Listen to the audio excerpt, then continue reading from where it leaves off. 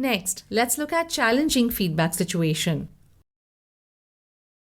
Think about some feedback situations that you have found challenging and record the details in your logbook in the format given below. The most challenging situations I have faced have been name, relationship, what was challenging about the situation, what was the outcome or the reaction. Feedback situations.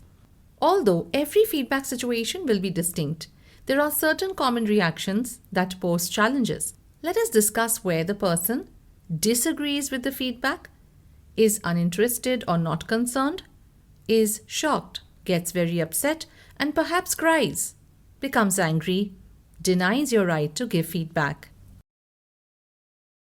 Preparing for challenging situations. Possible reasons for the unfavorable reactions could be lack of trust, perceives feedback as a challenge, perceives feedback as a power struggle between you and him, feels under pressure and simply cannot take anything else on board. Disagreeing with feedback. If he or she disagrees with the facts, then give as many examples as you can. Probe the areas of disagreement. Draw out his or her versions of the events and then probe strongly. Keep an open mind. Uninterested or not concerned. You would encounter this kind of a behavioral pattern from employees who lack motivation. In this case, you should do the following. Make the feedback very objective. Link the feedback strongly to the performance standards. Identify and point out the gaps in performance. Reinforce this message by indicating the impact of the below par performance on departmental or organizational goals. Get a clear commitment to the plan for change with definite timescales. If possible, put these in writing. Follow up repeatedly and frequently. Shocked, very upset, and even cries. Now, for those in shock, show empathy. They have a right to be shocked. Listening and empathizing is important at this stage. For those who cry, number 1, give them the permission to do so. Number 2, give them time and space. Number 3, when they seem to have calmed down, carry on as though nothing unusual happened. Now, let's look at a person who gets angry. This situation could arise in 2 cases.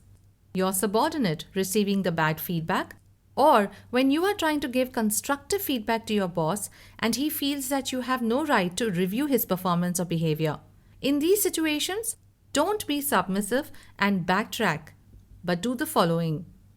Number 1, find some point of a mutual agreement. Number 2, do not be deflected.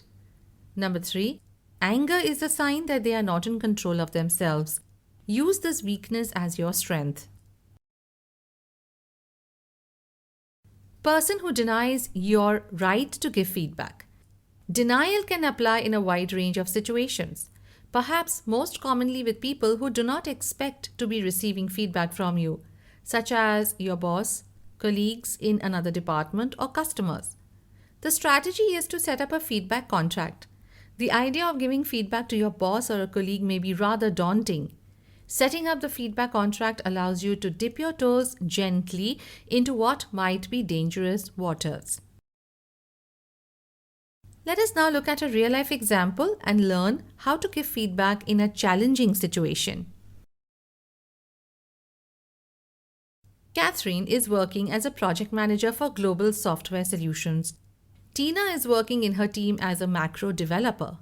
Catherine is assessing Tina's performance. In the middle of the discussion, there is a heated argument between the two.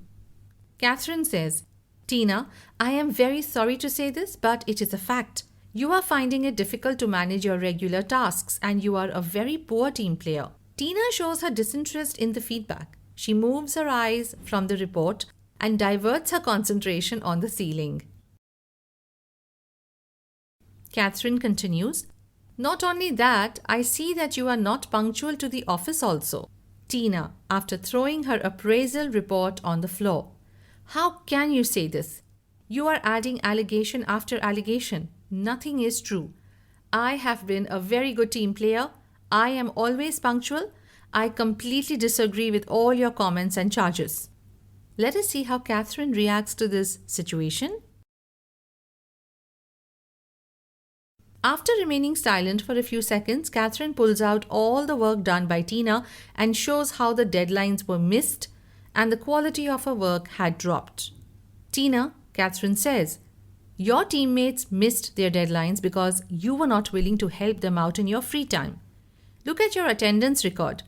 It clearly shows that you are not regular or punctual to the office. Tina said, I am sorry for my behavior. I apologize for all my outbursts. Catherine advises Tina on how this feedback can help Tina measure up to the performance standards. She also makes it clear that Tina has a long road of improvement ahead of her. What do you feel? Was Catherine's approach correct? Has she given a constructive feedback to Tina? Absolutely yes. As a project manager and Tina's superior, Catherine has done a great job in giving a constructive feedback. She has clearly explained where things went wrong and what the management expects from Tina.